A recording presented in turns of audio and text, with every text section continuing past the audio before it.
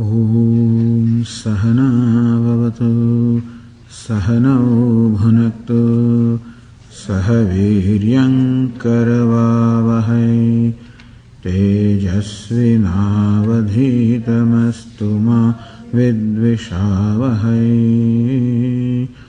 Om Shanti Shanti Shanti. So we said that Arjuna's grief was for two reasons. One was death of his near and dear ones was the cause of the grief. Other is the sense of guilt arising from his notion that I will become their killer.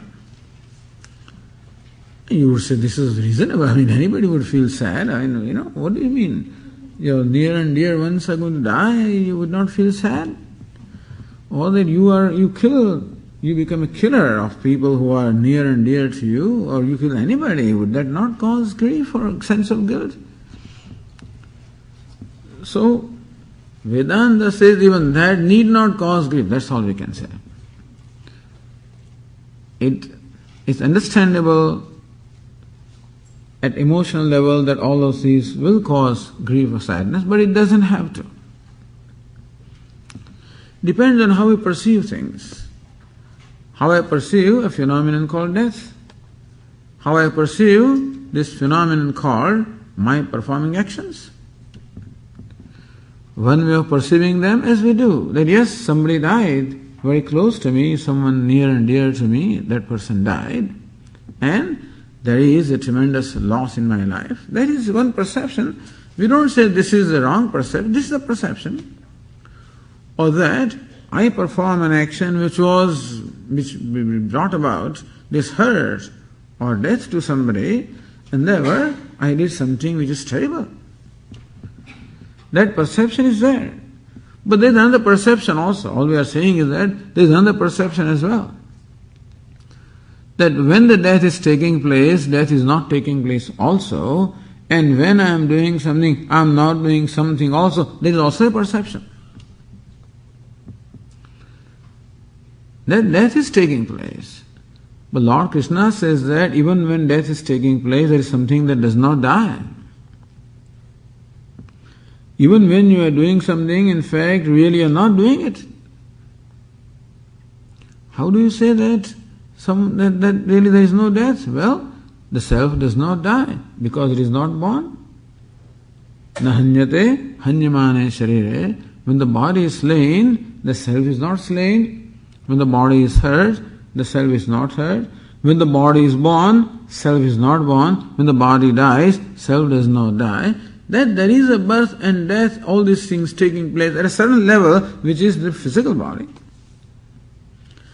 And if we equate the self to physical body, if I equate myself to physical body, then I can say I was born and I will die and I am hurt. But this conclusion that there is real death and real birth and real sin doing is all based on equating the self with the body. But self is different from the body. Body is not different from self, but self is different from the body. Like an actor putting on a costume and acting like a beggar. So yes, there is a beggar, no doubt about it. That is a perception, that there is a beggar who is begging, who is weeping, and who is hurt, who all things are being done to him, Yes, that is also a perception. But the other perception also, that in fact there is no begging taking place. Isn't that so? From the standpoint of the actor, it's acting. In fact, there's no real begging taking place, even though that person appears to be hurt and crying, tears coming from his eyes. In fact, there's no crying also, is it not so? Thus, there are two perceptions. One perception on what it superficially appears, other perception is what it really is. That's the first thing Lord Krishna wants to point out. That yes, there is something called birth, there is something called death, we cannot deny that, but then it is a birth of the body, death of the body, then birth of the body does not mean the self is born, death of the body does not mean the self dies. Lord Krishna in fact gives an example. Just as a person discards worn out garment and takes up a new garment, in a manner similar to that, the self discards this old body, a worn out body, and takes up a new body. We need not a worn out body. It discards the previous body, takes up a new one. And so, death is like changing the costume. Death is like discarding the old costume, and birth is assuming a new costume. What is there to be sad about? It's good. In fact, death may very well be a blessing to the person who died. It's not a blessing to those who are alive, who are left, but then it may very well be a blessing to the person who died. That okay, he has used his body enough, and now he can proceed with his spiritual journey, and he will be given a new body to, so that he can move faster. Who knows? But, as I say, when we recognize that in spite of death of the body, the self does not die, self is immortal, and that is my true nature. That it is similar to giving up a costume, giving up a worn out garment. If that is also true. It's not that it is not only another perception, it is a truer perception also. That on the stage somebody is begging is a perception, but the truer perception is that in fact no begging is going on. That is a truer perception. If you knew the identity of the one who is begging, then you realize that in spite of appearing to beg, he does not really beg. In spite of appearing to be weeping, etc., he does not.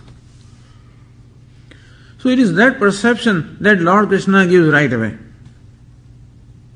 No cause for sadness, Arjuna. You need not feel sorry for them, nor need you feel sorry for yourself. Because there is no real death for them, because they are all immortal, so are you. And don't feel sorry about yourself because you don't really do. You think that you are performing your actions, you are not. As will be told in the 4th chapter, the 3rd chapter also said, 4th chapter also will explain to us how, in fact, self does not perform any activities. All actions get performed in presence of a self. The doership is not in Atma. When doership is there, then the sense of guilt can be there. When enjoyership is there, sense of hurt can be there. I can be hurt when I am not treated properly. I can feel guilty if I do not treat somebody properly, provided I am the agent of action and provided I am the real experiencer or object of action.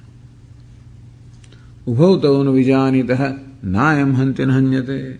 Lord Krishna said, both of these do not know, because self neither performs action nor does it become an object of somebody's action.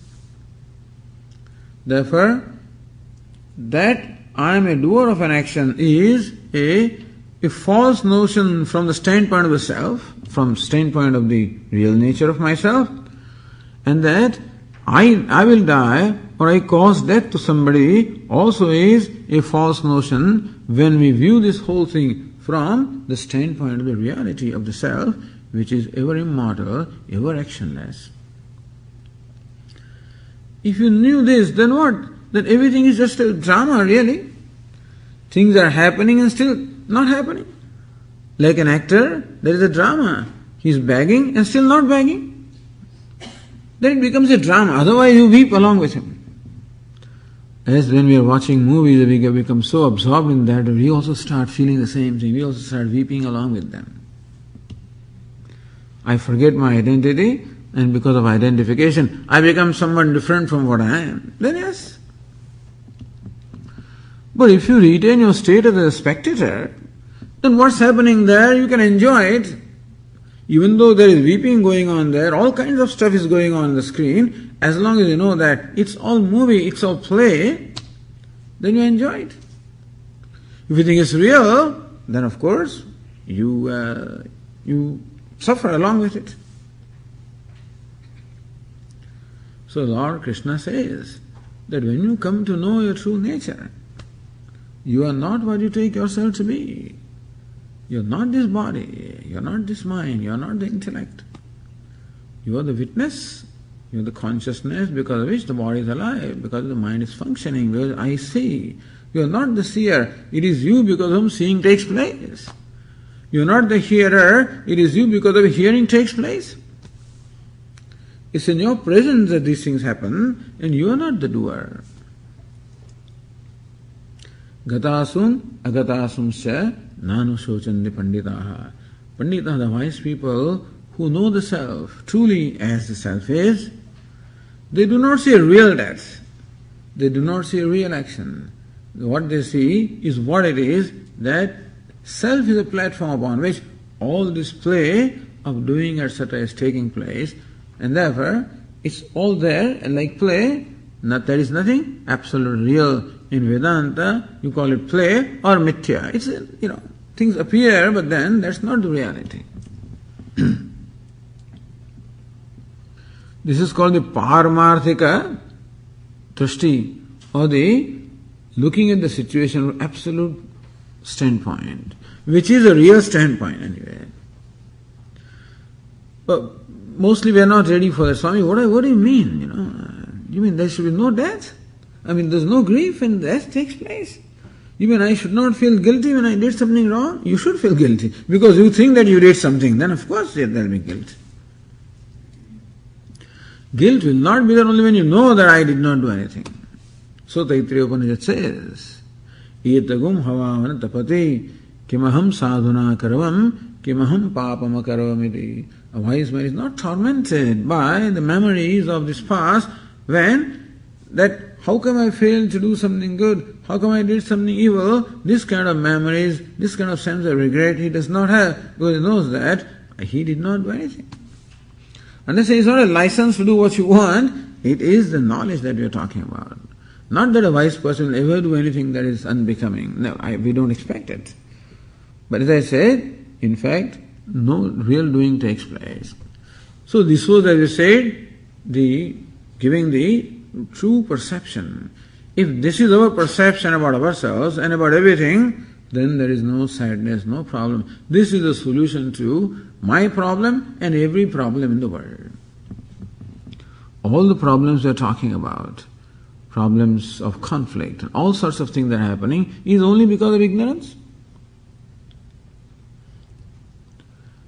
Taking myself to be a limited being and therefore looking upon myself as an insecure person and therefore I am seeking security. So if I have more power and then I become more secure, therefore I build up military, I build up all the weapons and I build up technology and I build up all kinds of empires I build in order to become secure because I perceive myself as an insecure person. But you see, all of these things happens.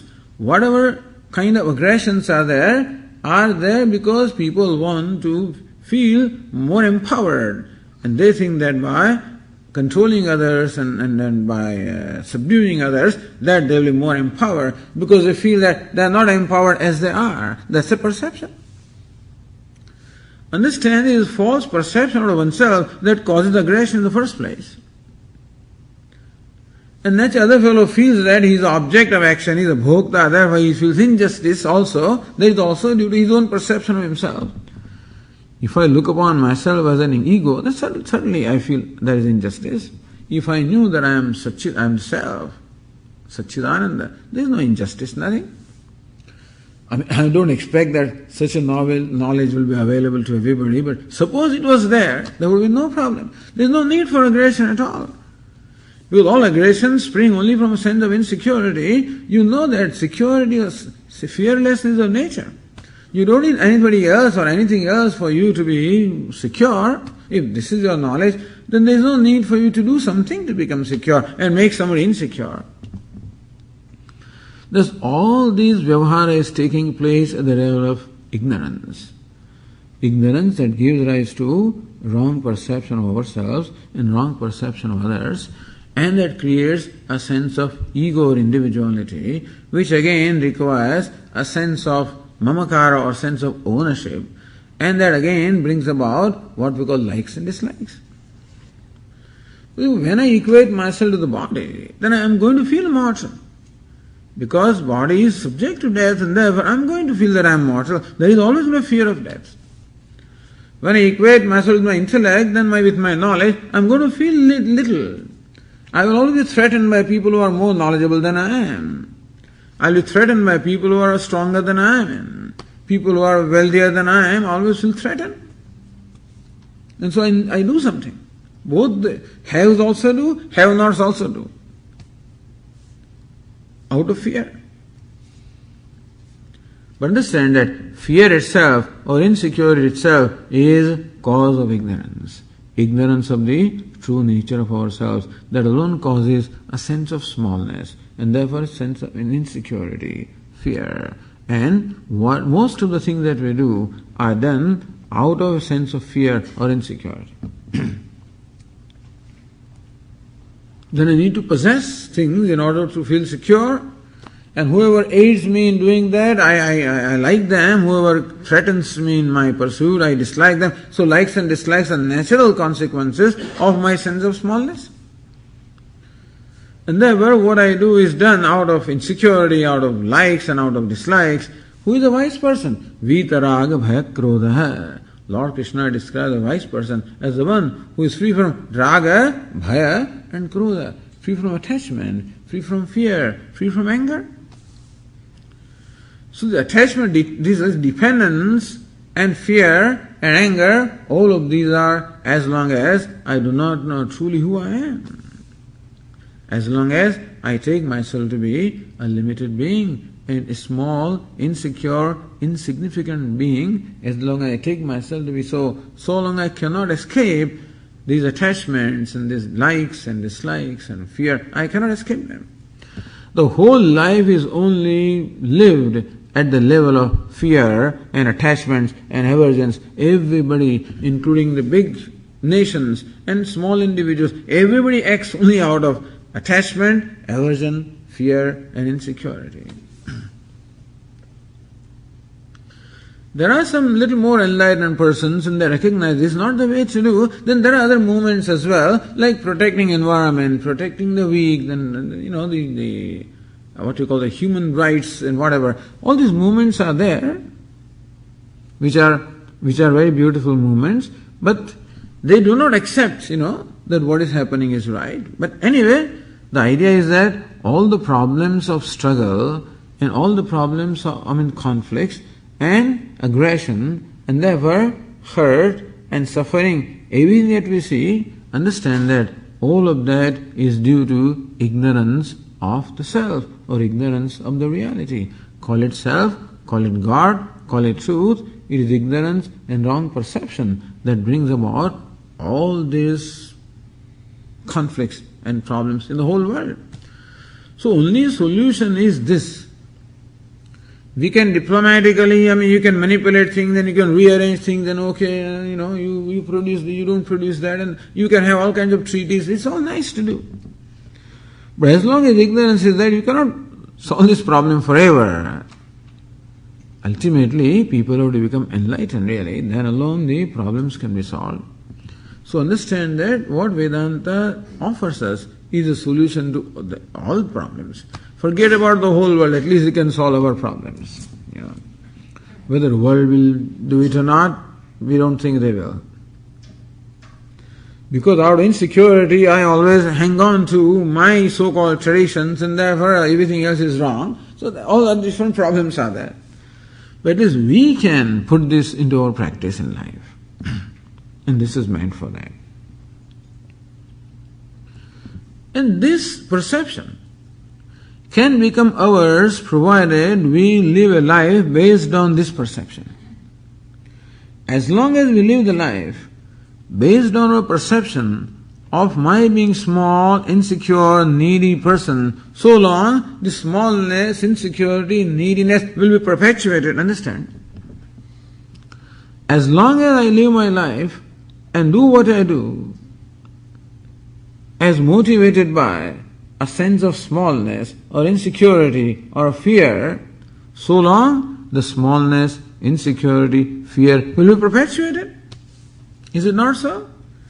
Like the story of the 10th man, he's searching for the 10th man. As long as he thinks that the 10th man is lost, so long 10th man will never be found. And so as long as I have concluded that I am a small, little, insignificant creature, that I am insecure, I am needy, and my actions are all performed based on that perception of myself, then that neediness will never go. At least in our life. It is this perception which is what we call the based on the nature of reality. When that is put into practice, that is called yoga. That's called life of yoga. Therefore, we should practice this before it becomes we own up this knowledge. Understand? Now that we understand this, what is needed is to own up this knowledge. Then alone it blesses us. How do we own up that knowledge? When we live a life which is based on this perception and not on the false perception. Swami, what will this perception do? This perception tells you that you are all right, you are whole, you are complete, you are limitless. So what do I do, Swami? What would you do? You think that you just have $1,000 in your bank account, that's all you have, you don't know what's going to happen after 1 month, this is all anxiety. And all of a sudden you are told that, do you know that you inherited $10 million? And suppose overnight you become a multi-millionaire, what will you do? Oh, I become very generous, Swamiji, I'll be charitable.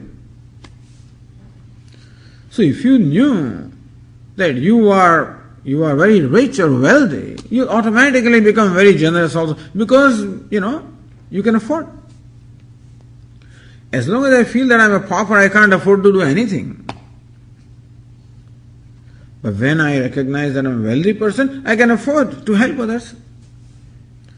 So also when I recognize that wholeness or completeness is my nature, then what will be my life? Of helping others? Because I don't need any help really. Swamiji, that's what you say, but my mind keeps on coming with all kinds of needs again and again. I need a lot of help.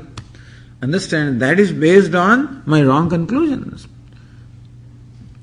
But if I function on the right perception, then I will not justify my needs. Even though my mind keeps on coming up with the needs, I won't justify knowing that these needs are based on wrong perception, wrong conclusions.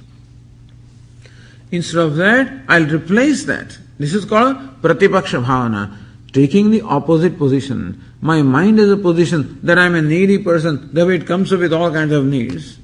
My intellect now is another position that I'm not needy. So talking about alignment of the mind and intellect. Mind is a habitual faculty, and therefore it has been functioning on this wrong perception for time beginningless. So it's not going to change right away. The intellect has capability of learning, and therefore when we expose ourselves to the teaching, then the intellect gets the perception, that's right.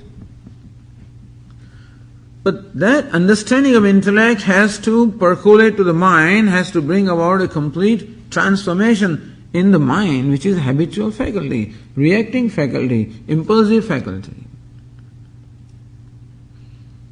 So we act out of impulse, we react. Because in the mind, these thoughts are already, this is what hardwiring, this hardwire. Mind is hardwired. What is hardwire? I am needy. I am small. I am insecure. Hardwiring. And therefore, by its habit, in every situation, mind will want to use every situation to fulfill its need. Every situation. When I'm doing something, when I'm talking to you, when I'm helping you, serving you, eating, whatever I'm doing, the mind is so clever that stealthily it uses every situation to fulfill some need or the other. If you pay attention to the mind, then you find out how the mind is always manipulating every situation to its own advantage. At that time, we have to bring this new perception into play. and tell that mind, come on mind, don't be a beggar. There is no need for you to be a beggar. Recognize that you are whole, and therefore don't always be on the lookout of seeking some benefit everywhere, always seeking some advantage, always seeking some profit.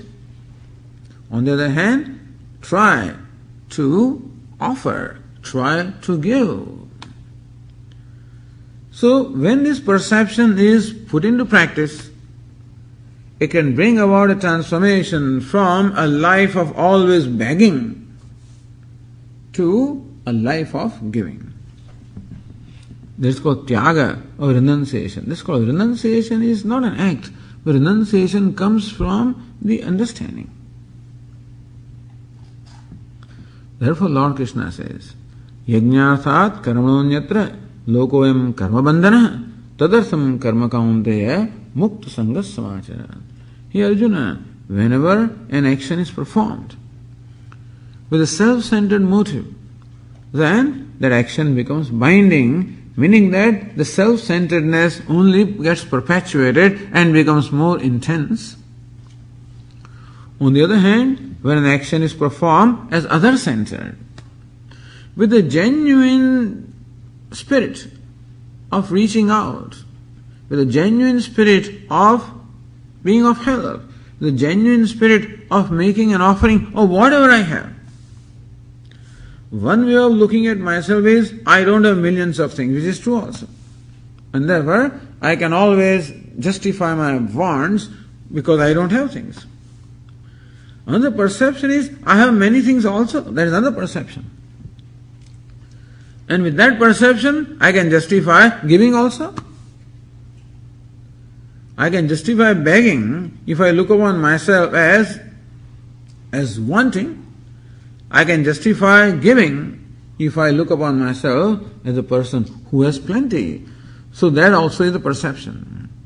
On one hand, I can say that I have plenty. On the other hand, I can say I have nothing. I have nothing, Swami. Look, a few clothes, 2 pairs of shoes, a small little house, a crummy car. That's all I have. Look what all he has. There's one perception. Other is, do you have hands? Yes. Legs? Can you see? Can you hear? Can you feel? Can you think? Can you talk? Yes. There also you have. And you can put all those things to use. You have an organ of speech, say some kind words with that. Giving doesn't mean that you always have to give money. Whatever you have. God has given something to everybody. Nobody has come totally empty-handed here. Everybody has come with something. Somebody may have a lot, somebody may have limited, somebody may have little, but everybody has something. An ant also has something. An elephant also has something. Like this conversation between a mountain and a squirrel. Mountain tells the squirrel, hey, little creature, insect, look at me. How huge I am. I'm carrying forest on my back. Look at this. How many beings are supported by me? What are you doing? What can you do? You are nothing. Squirrel says, yes, I cannot carry forest on my back. I cannot do that. But I can crack a nut, which you cannot do. So squirrel can crack a nut, and mountain can carry forest. Doesn't matter. It doesn't. As I say, everybody has been given something. We can respect that. We can respect ourselves, and we can respect whatever we have. Yes, you can put in more effort to cultivate what you have, no doubt about that. Whatever capacities are given, we can always cultivate them to become more, with a greater capacity. That is fine. But just because I am not somebody else, or I am not like somebody else, therefore I am useless, that is not the case. I am not as intelligent as somebody, okay. I am not as strong as somebody, all right. But you have some intelligence, some strength, something you have. And whatever you have, you can offer. Because Lord Krishna says that the whole world is functioning only around the spirit of offering. If everybody was like human being, the world would collapse. Thank God that God has not given that freedom to anybody else to withdraw or to drop out from the spirit of offering or yajna. So everybody is made to do that automatically, and therefore wherever I look in the whole world other than human beings, what happens is very often our worldview is only based on just human society. That is not the whole thing in the world. What has God done? Even God has created this suffering, but this starvation, suffering is human beings. They are a very small minority, understanding the whole universe. Very small minority. If you take the count of what they call the census, human beings are 6 billion people.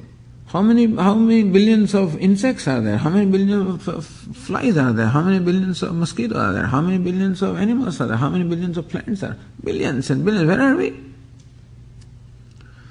Should we have to conclude about the condition of the universe based on only human society, or should we have to draw a conclusion based on the whole universe? Everywhere else things are going on well, there are no problems. The plant and animal kingdom have no problems. The people have no problem. They all live in harmony with each other. The whole universe lives in harmony. Only human being has to learn how to do that. That's all.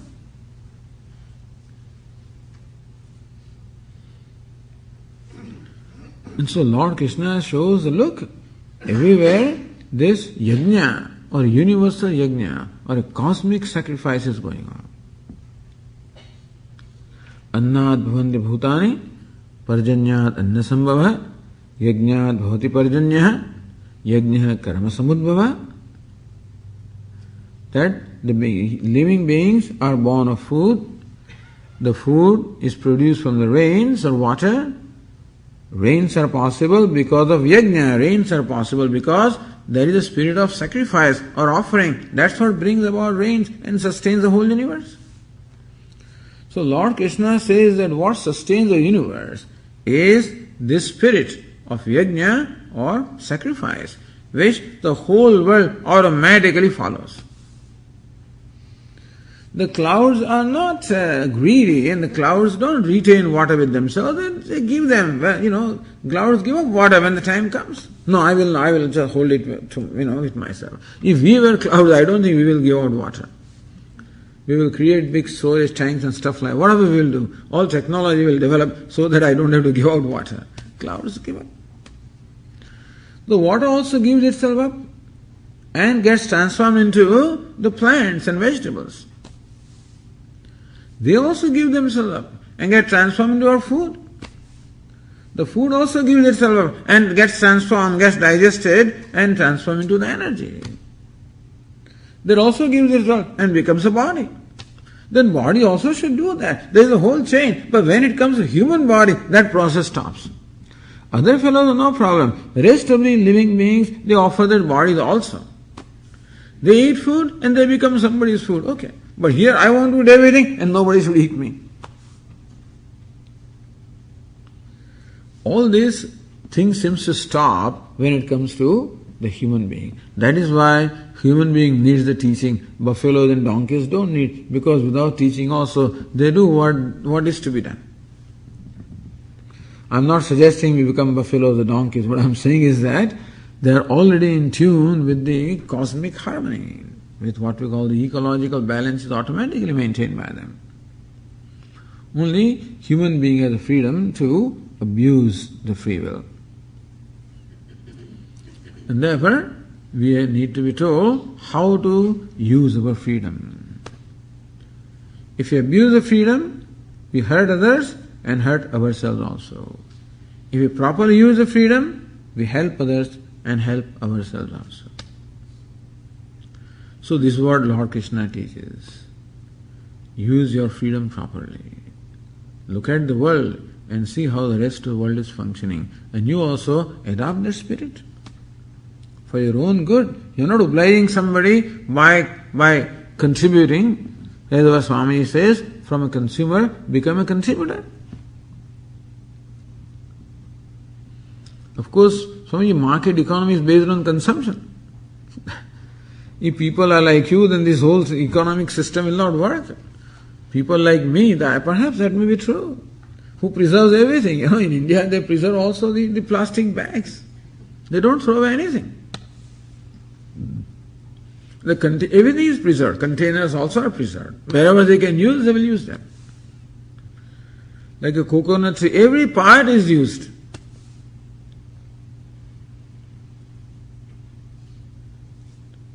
So it's up to us how to. We think that we are happy. More we consume, happier we are. That's what we think. Lord Krishna says, more you contribute, happier you are. So it gives us a different insight. It gives insight. Bhagavad Gītā gives us the insight into the basic realities of life. We have many wrong notions. We think that more we have, more secure we are. More we consume, happier we are. So these are wrong conclusions. Lord Krishna says, more you contribute, happier you are. And that's how what we call yajna, the spirit of sacrifice, or spirit of self-offering, is what is taught in the second chapter, third chapter, called Karma Yoga. So that progressively, and as I said, this has to be done. Something has to be known and something has to be done. It's not all knowing, it's doing also. Sometimes Vedantins don't understand that, They think that just we understand everything, that's enough. That's enough. Provided your life is in harmony with your understanding.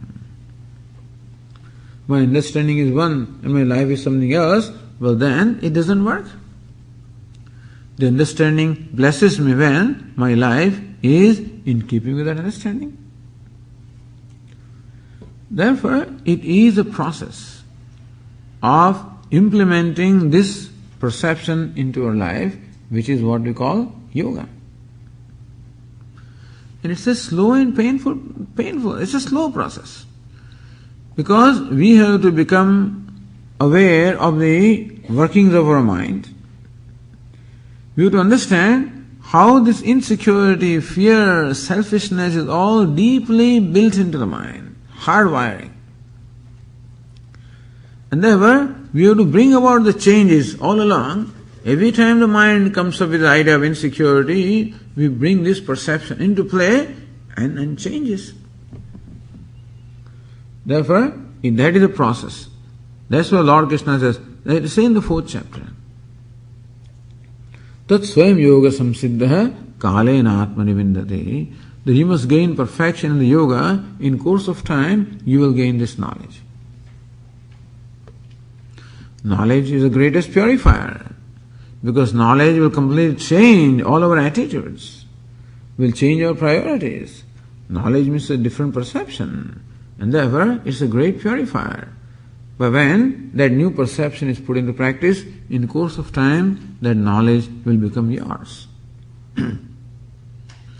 So this is what has been taught in the second and the third chapters of Bhagavad Gītā. And then we begin the fourth chapter.